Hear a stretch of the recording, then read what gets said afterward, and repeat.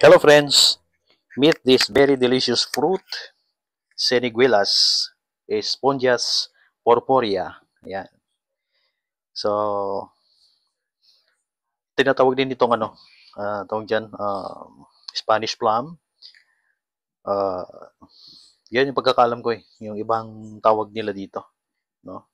Pero sa atin, siyempre, ang tawag natin dito ay Siniguelas. Hindi ko lang alam sa inyo, no? Sa inyong local dialect.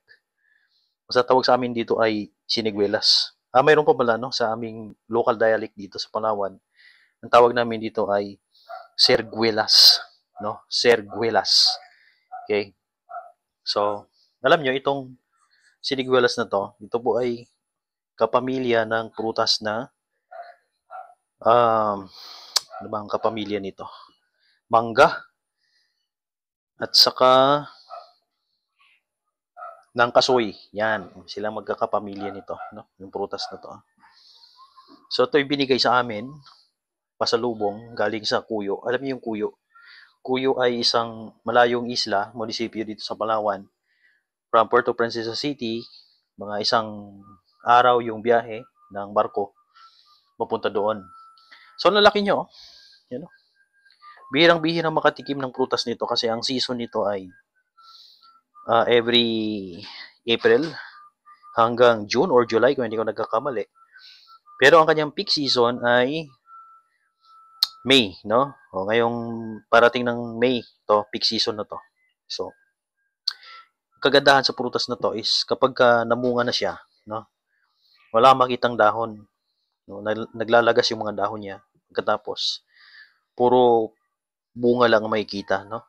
So, meron siyang distinct color, no? Kapag hilaw pa.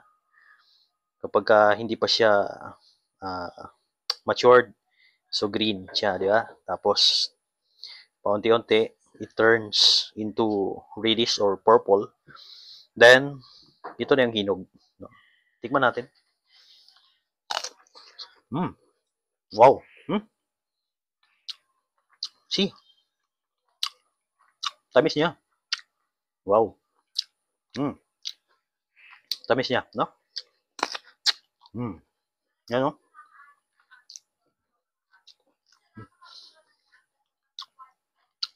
Malalaking sinigwilas, no? Meron ding sinigwilas na mas maliliit dito, no? So, mga kalahati yung size dito. Yun. Yun yung dati yung sa amin, no? Yung may tanim na ganun yung lula namin. Yung inaakyat namin at kinakain. Ito naman, kakaiba to, malaki to. Wow. So, comment down below. Ano ang ibang tawag nyo dito? Kaprutas na to sa inyong local dialect? Or, kung kayo na sa ibang bansa, meron bang prutas na ganito na tumutubo dyan? At ano ang tawag dito, no? Diyan sa inyong mga lugar. Yan lamang po. Ang sarap. Let's go. Let's eat. Siniguelas. Bye-bye.